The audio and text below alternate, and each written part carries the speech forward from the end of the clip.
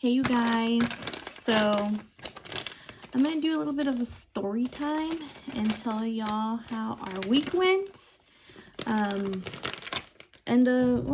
Last week and this week. While I'm talking to you guys, I'm going to film myself doing my lashes. I'm doing lash extensions.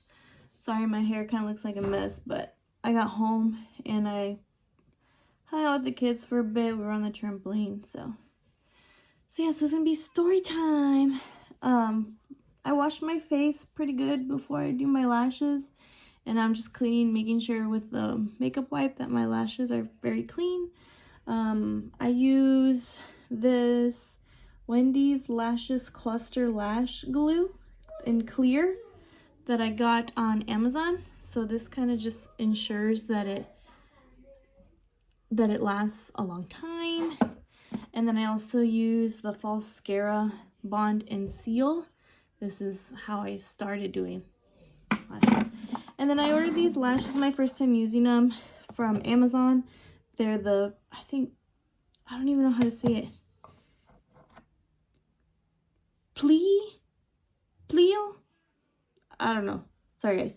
DIY lash extension kit. So I haven't used these before, but so I'm making sure all of the mascara is off my lashes.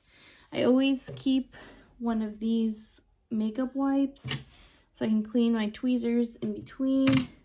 I have my big close-up mirror. I have my jade stone that I put, this is the ones that you use on your face, but I put my glue on there. And then I'm either gonna use these or these. They kind of look the same. I think I'm going to try these ones first. So, these are the other ones that I bought. They look pretty similar. I think they're off like a little bit. I don't know. Okay. So, let me tell you guys what happened. So, I'm like super red. So, it was Monday, last Monday. You know, everything was good. It was a good Monday. You know, David, was it Monday? I think it was. So David had we had a good day, normal day. He went and he helped somebody move into their new house, someone from church and all that. Like, everything was normal. Well, Monday night we go to bed, right? And I think we only slept maybe like an hour. And then at like 11, David's waking me up. He was calling my name and it woke me up. I think he only called me like 2 times. And I woke up and I saw him in our restroom sitting down, and I could see he was in a lot of pain. He was like hunched over, and I just got up real quick. I was like, what's wrong? Like, it freaked me out, right? So then he tells me, so then he tells me, I've been having this pain, like it woke me up in the middle of the night. And I started freaking out, and I was like, well, where's the pain? And he goes, it's on my right side. And I was like, oh my gosh, it's your appendix. You have appendicitis. I need to take you to the emergency center. Let's go. So he's in so much pain. I call my mother-in-law because the kids are already like asleep. And so the kids are already asleep. So I'm waiting for my mother-in-law to get to the house. And he's just in so much pain that he's like, you know what? I'm going to drive myself. We live like maybe down the street from the emergency center. We don't live too far. So he's like, I'm just going to drive myself. Like, you can meet me over there when my mom gets there. Just use her car. And I'm like, okay, fine. So he gets there. I'm waiting for my mother-in-law to come so that I can meet him over there. And then I get a phone call from him before I'm like, maybe like a little bit before my mother-in-law shows up. And he's like, hey, I am trying to come in. They're not letting me in. They're saying that I don't have insurance. And I was like, what? That's impossible. Like, we just did open enrollment in like December. He already had insurance from when he started his job, but we did open enrollment to add the kids and me to his to add the kids and me to his life insurance and to the vision. But he kept all of his stuff. And then he's like, no, they're saying they're pulling up and it's not showing that I have insurance, showing it inactive. And I'm like, that's not true. And he's like, I just need a number or something, like give me a policy number or something.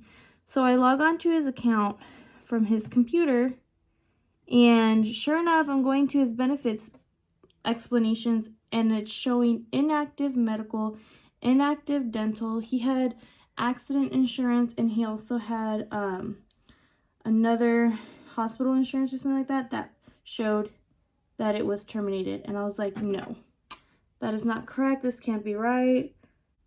So then I start freaking out. And I'm like, what the heck?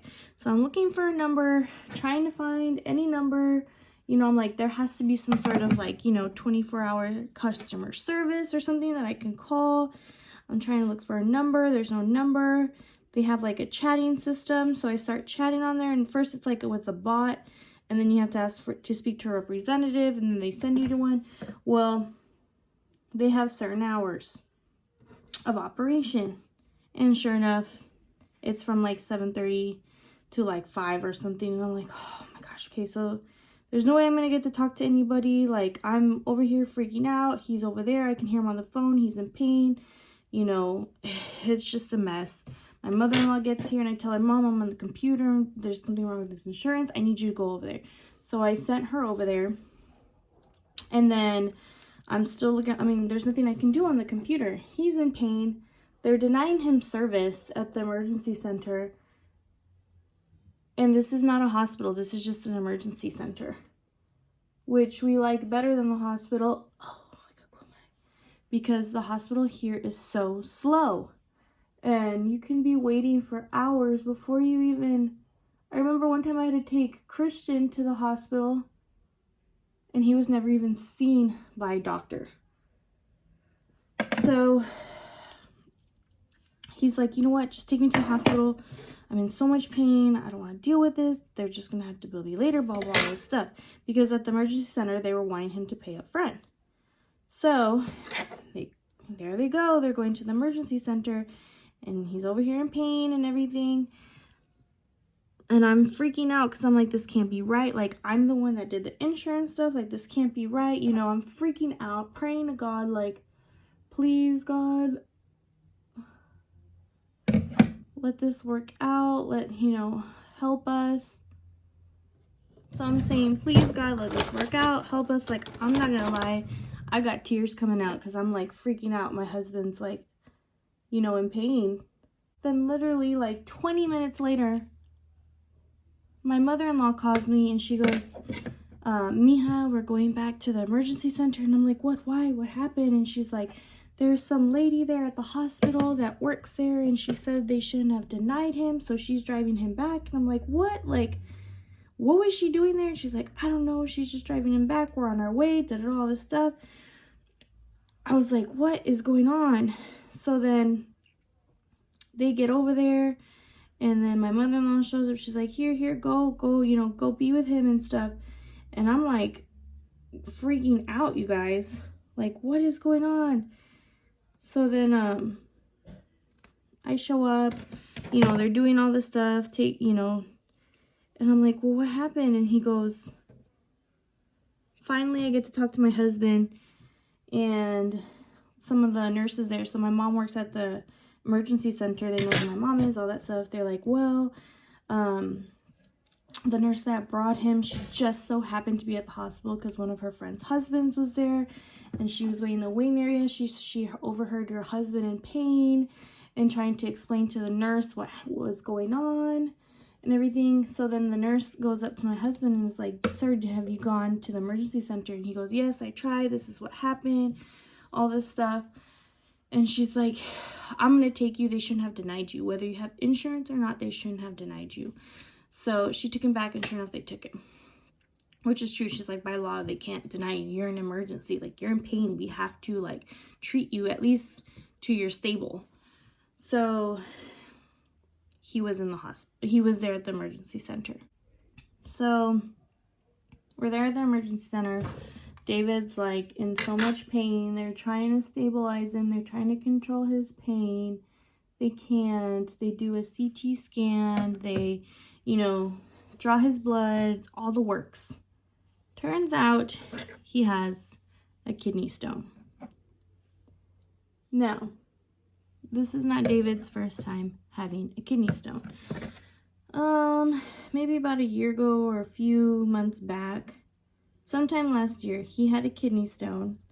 Same thing, he was in a lot of pain, but he was able to pass it himself. And it took some time, but he passed it himself, and he wasn't in too much pain. This time was worse. They couldn't stabilize him, and they're like, you know what, we were there from 11 to like 6 in the morning. They're like, you know what, sir, we're gonna have to transfer you out. So the next town over that has a urology center is 3 hours away. They were gonna do an ambulance for him, but because of the issues we were having with insurance, they're like, it's better if you drive him. I had been up since 11. I had to drive him, and I did. I probably wasn't the best choice, but I got myself an energy drink, and we drove over there. The 3 hours. They gave me all his paperwork. They said they're expecting y'all. They know what's going on. Did all this stuff. So we booked it. So we get to the emergency center. It took us like a good 3.5 hours because I was having to stop, you know, for me to use the restroom, for him to use the restroom. They gave him medication, so he wasn't too much in pain, but he was pretty loopy. We walk into the ER side, and we explain to them what happened, that we were transferred over here, they take him right away. Of course, I couldn't go back with him, but I just wanted him to get help. But, of course, the whole entire time, I'm waiting to be reunited with him, and I'm worried. I don't know what's going on, you know. I think, like, I was there, like, for an hour and a half waiting. And the ER there was a lot of people. So they told me they were waiting for a room. I guess he had asked for me. So they finally sent me to the back. We're talking to the urologist, and he's like, these are your options. Y'all can either stay the night here. We'll admit you to the hospital, see if you pass it on your own, but it could take up to 2 weeks to pass it. Or he goes, and then if you can't by the morning, we'll do surgery, but I don't know when I'll be available for surgery tomorrow. He goes, or here's your other option. He goes, it just so happens that I'm actually available right now within the next hour to do surgery. I have an opening. We'll get you prepped. We'll get you going. And this is the surgery we're going to do. We're going to remove the stone. We'll put a stent in. And then you'll be good to go home with medication. He looked at me and he's like, what should we do? And I just told him, you know what? This is what we came for. Let's do it. So he said, okay. Literally, as soon as we decided to do it, they started prepping him for surgery. So everything was just so fast. They prepped him for surgery. David had never had surgery before. You know, they moved him to a new room, to a different room or an area. You know, nurses were coming in, doctors were coming in, asking him the standard questions and they ask you before surgery. And basically just discussing a few things with us, you know, like how long the surgery will take, all that stuff. And then they took him. And I was waiting in the waiting room for him.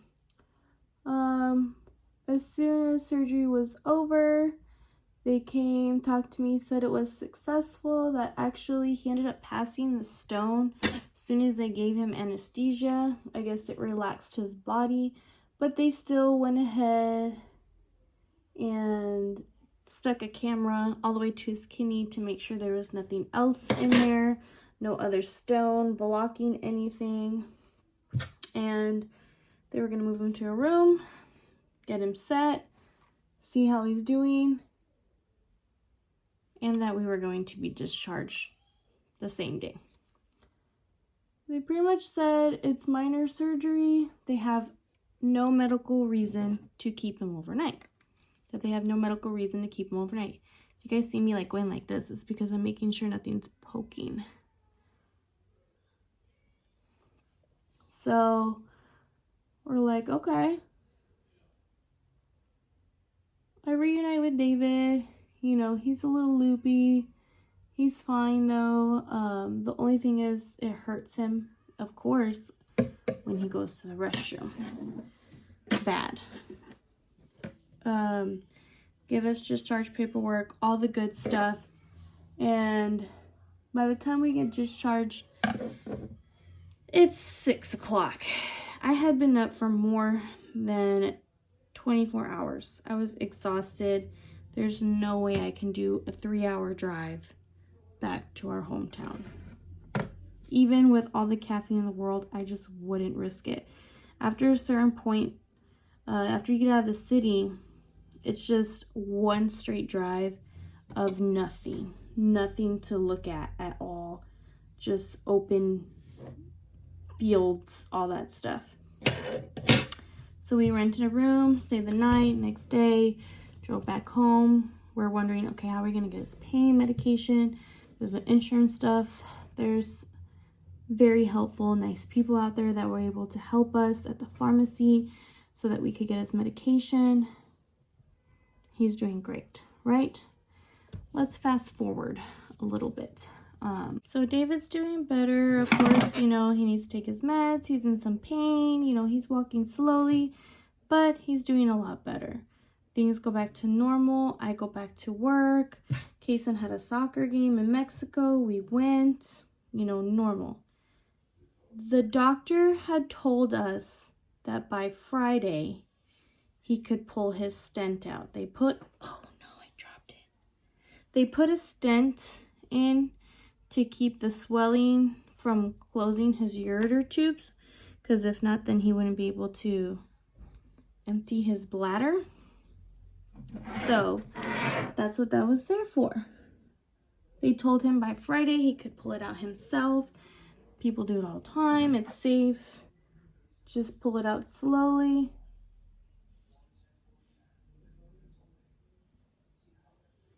And then just to continue, you know, taking his medication and everything as he should. Friday rolls around. At like 11:30, he messages me, hey, I'm going to shower and I'm going to pull the stent out. Okay. I come home for lunch. He's in a little bit of pain. He takes his pain meds. But he's not that bad. I leave. Next thing you know, I'm getting a phone call from him that he's in excruciating pain. I'm telling him, you know, take your meds, you know, do what you need to do. He was in so much pain, you guys. Eventually, the medications kick in, and for the rest of the weekend, because that was a Friday, Saturday, and Sunday, you guys, David was in so much pain. He would take his medication, and it would calm a little bit, but then it was like the pain was worse than when he had the stent in. And so then we started questioning. I mean, we followed doctor's instructions. Did we pull it out too early? Did he pull it out wrong? All this stuff. So we go ahead and I end up calling the hospital where he had the surgery. And we end up talking to the urologist. And the urologist pretty much tells us that that pain is normal. There is a possibility. She goes, I'm not the one that did the surgery, but there is a possibility maybe there's another stone. Maybe it was hiding and it went back up and now he's passing it. She goes, I don't know unless you were to come back in. But as long as he doesn't have fever, as long as he's going to the restroom normal, he should be fine. It's just one of those things that you kind of like, I guess, have to work through. So we're like, okay. Poor David. He was in pain on and off. It was actually more like a consistent pain. The pain meds wouldn't even fully take the pain away. It just lessened it a little bit. my mom's a nurse, you know, she would try to explain the same. It's just tough when, you know, they wouldn't know unless he went in and they, you know, did a CT scan and whatever test they need to do. And sometimes he wanted me to take him in, but what would stop him from wanting me to take him in was all this insurance stuff. It was just a hassle. He didn't want to have to deal with it again, being denied again, all this stuff. And we had already talked to the insurance. They put in a request to, you know, reinstate everything since it was a mistake that had happened on their end, but that we would hear something in 3 to 5 business days. So David tried as best as he could to withstand as much as he could. So now we come to Sunday night. David didn't do too bad Sunday throughout the day. Sunday night, same thing, we go to bed, all that. He had some pain like throughout the night, but it wasn't too bad. I wake up, I'm getting ready for work, all that stuff. Haven't woken up the boys yet, and the pain just hits him, boom, hard again. And he is in so much pain to where he goes to the restroom, and he's trying to go to the restroom. He ends up on his knees. He like couldn't pick himself up. I had to pick him up and try my best to carry him to the bed. And he's like, I can't do this. I need to go to the emergency center again. So I say, let's go. Same thing again, like Monday night, you guys. I call my mother-in-law, tell her to come, if she can help me with the boys, get them ready while I take him to the emergency center. So I take David to the emergency center again. My mom just so happened to be working there. Oh, this was actually Sunday night, you guys. I'm sorry. Not Monday yet. So Sunday night, I took him back again. And before they do any tests or anything, the doctor comes in. And here's the thing. Because of the way this doctor was, some people can totally take it as rude because he was he was blunt. He was upfront with us, didn't sugarcoat anything, but it also was good. Like, yeah, it was a little bit like, but I'm very appreciative of it. It wasn't well, it could be this or it could be that. I could do this, but it may not help, you know. No, he knew our situation and he was upfront with us. And he's like, look, I'm going to have to work you from the bottom up again, if that's what you want. He goes, I can do that, and he goes, we'll do CT scan, everything.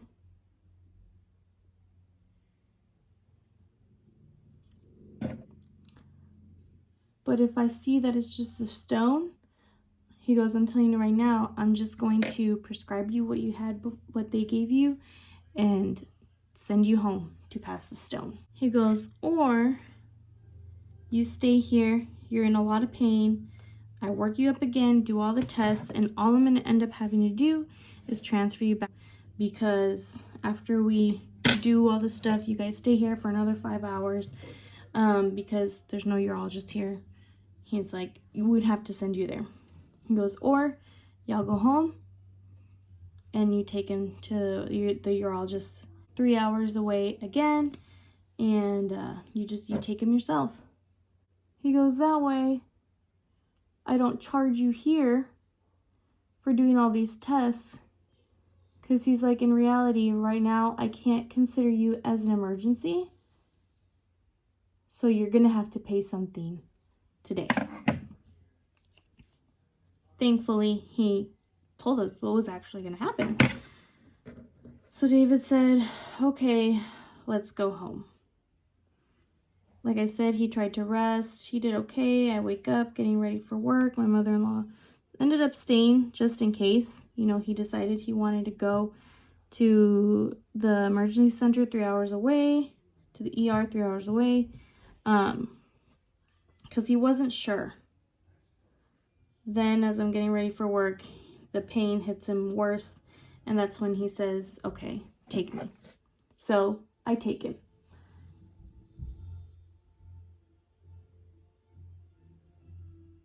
I get our bags ready, get all the paperwork that we had prior, everything. My mother-in-law wakes the boys up. She's getting them ready for school. And we take off. 3 hours later, we end up at the same ER where he got his surgery. I take him in. He's in pain. I tell them this is what happened. They told us to come here. Luckily, at that moment, there wasn't that many people in the ER, so they took him back straight away. And there I was again, waiting in the waiting area to be reunited with him. Again, I was waiting for about an hour and a half. They finally call me back. I see him, and we're waiting to talk to the doctor. While we're waiting, you know, they have him getting IVs. They're giving him pain meds to manage his pain. They did another CT scan, blood work, urine test, all that stuff, and we're waiting for the doctor to read the results and then to come talk to us. So finally the doctor comes and he tells us, well, good news, there's no other stone, but your kidney is extremely swollen, which is expected because of the surgery. Your ureter tubes are extremely swollen, which is expected because of the, you know, surgery. Again, you took the stent out. It's pretty much like re-traumatizing your body. And we started asking him, well, did we do it too soon? Should we have waited? Stuff like that. And the doctor's like, whether y'all waited longer or not, they would have gotten swollen because you're reopening wounds. You're re-traumatizing, you know, the ureters. They did say that he was starting to get, it was a good thing we went in though, because he was starting to get a little bit of an infection in his urine because since his ureter tubes were swollen, he explained it that what was happening was like when you have a clogged drain, when it's clogged only a little bit and the water's slowly going through, that's basically what was happening. So a lot of his urine was staying inside, which was causing a little bit of an infection. You know, we're asking all the right questions. He's telling us you're going to be in pain.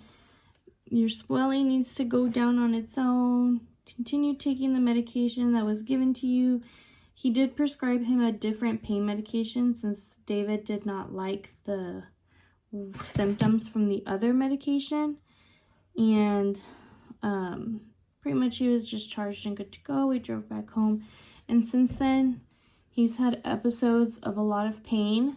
But once he takes his medication, it gets better, at least, you know. And he's slowly getting better, you guys. And some progress is better than nothing. He's been taking his antibiotics and all that, but it was a very, very eventful, pretty much week and a half. And it's just been stressful, but we've kept our faith. We trusted in God. And even though we're still, I don't know if y'all have ever dealt with insurances, but it's a pain, and I'm just praying to God that they do accept the appeal to reinstate his insurance when it was a mistake that we didn't even make, and so that it can help cover the costs from the emergency center here and his over there at the ER, both visits, his surgery, everything, because those are going to be some big bills. But what matters the most is that he is okay. He got what he needed. God was with us the whole entire time. There's many ways just how people helped us, how that nurse just happened to be there at the other hospital at the right time. You can see how God was with us the whole entire time. That was our eventful and insane week and a half. David's still, you know, recovering. He still hasn't gone back to work, but we're lucky that his work is very supportive. And my mother-in-law has been helping us so much so that I can go back to work, because I haven't been working there long, so I don't have the days that I took off I had to take without pay. So she's been helping us. I love my mother-in-law. I love her so much.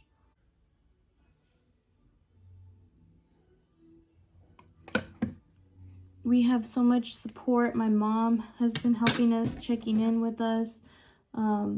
Everybody from the church has been reaching out if we need anything. So we are very lucky that we have a lot of support. It was just hard. You know, it's hard when you see your spouse go through something like that and you see them in so much pain and you don't have the answers and you don't know what to do, you don't know how to help them. And to me, David's always my rock when something's going on, when something's bothering me. So when I see him like that, it worries me because I just want him to be better and I want him to go back to the way he was. And I just don't like seeing him like that. It's like when you see your kids like that too. You're like, please God, I prayed every day for him to get even a little bit better, just so we can see that he is healing. And God has shown us that. But we did go through a lot of craziness. And I think because we do have God in our lives, even though we went through a lot of craziness, even though we went through people, emergency centers rejecting us, insurance companies making mistakes and giving us problems, at the end of the day, we remained calm. We kept our faith in God, and we still are, as we're still going through this process. But we could have been angry, we could have been mad, we could have been yelling at people, but we weren't. And I think because we handled things well, because we trusted in God, because we paid attention to how God was with us during that time, even in the little times of just the right nurse being at the right place at the right time. Because she even said it herself that she was there for a reason. Through all the chaos, if this makes sense, it's going to sound like it's contradicting each other. It's definitely going to sound like that. But through all the chaos, it still went smooth, if that makes sense. It went the way God meant it for it to go. And we're going through this for a reason. We could have been upset. We could have been like, why God? Why him? You know, and I know some of you are probably like, it's just kidney stones. It is. Thankfully, it was just that, but it was just a lot of chaos. And instead of questioning God and all that, it was David kept, even in all that pain, David was the one that kept reminding me, God's putting me through this for a reason. And we kept our faith. So, yeah, that was my week and a half. Like I said, thankfully, David's getting better. I'm glad things are getting better. I'm sorry if that story seemed rushed, but y'all, there was just so much that happened that even some things that I kind of left out, but not because I didn't want y'all to know, but because I kind of just, gave y'all the cliff notes, so to speak, if you want to say that, of what happened. But it was intense. But with that being said, we've learned a lot. And with this being David's second time getting kidney stones, he definitely said he never wants this to happen again. So as of right now, we are an all-water family. Every now and then juice. He wants nothing to do with Cokes anymore right now. I know it's okay every once in a while, but so just make sure y'all take care of your bodies. Please drink plenty of water. I think they said there's a rule of thumb that we should be drinking about 50% of our body weight. So if like you're 100 pounds, you divide it by 2, which is 50, and that's how many ounces of water a day you should be drinking. But of course, if you live in an area where it's hot like me, or if it's a hot day, just make sure you're taking in a little bit more. It's, you guys, and especially me with only having one kidney, I've always taken care of myself, but this has definitely opened my eyes even more that I need to drink more water too sometimes, because I'm pretty good at drinking a lot of water, but there are times where, like, if I know we're traveling or something, I don't drink as much water as I normally do, so that, I don't have to go to the restroom as often. But just take care of yourself, you guys. So this is the final product of my lashes. I'm always like checking them to see if anything's poking me. But this is how they look. I've done the C, I think I've explained, I've done the C curls before, but these are the D curls. These exact ones are fluffy lash extension kit, the 8-151A, and I like these. These ones are the 8-147A. So like I said, these kind of look maybe fluffier and longer, but I did these ones. I haven't tried these yet, but it came with a lot. I think these were only like, I think maybe this one was like $6, and this one, the other one, was maybe like $4. So this is what they look like, you guys, the final product. I like it. These normally last me 2 weeks, and then I'll do them again. And yeah, just your basic maintenance on these. When I have my lash extensions on, I don't put any eyeshadow or any eyeliner. I just keep it like this. And I don't know if I've actually done a tutorial of how I put them on, but if that's something you guys want to see, then let me know and I'll show you. But yeah, this is it, you guys, and I like them, and I'm gonna fly away. That's what I feel like, but they're nice. Like, it's not too much. Like, it's dramatic and it looks nice, but like, it's not like I can feel them up here. So let me know if you want to see a video like that, and I'll do it for you. Like I said, these will last me 2 weeks, so maybe I'll film a video of that. But I hope you guys enjoy this little story time, even though it's fast and crazy. And just take care of yourself, you guys. We all have times like this where it's just chaos and there's so much going on in our life and we're down, but just always have faith, you guys. God's with us all the time. He never promises us a life without struggles, but it's because if we had a world with no sorrow, struggles, or anything, then how would we build faith? If everything was handed to us, we wouldn't thank the person or even think of the person that was giving it to us. So, and some of us would never even turn to him. Unless we went through those times. And God was there with us, and we're very appreciative, and we still are. And I hope you guys have a great rest of your week. I'm definitely going to try to put a video out this weekend too, so I can get the 2 videos. And yeah, so we'll see you guys later. Bye.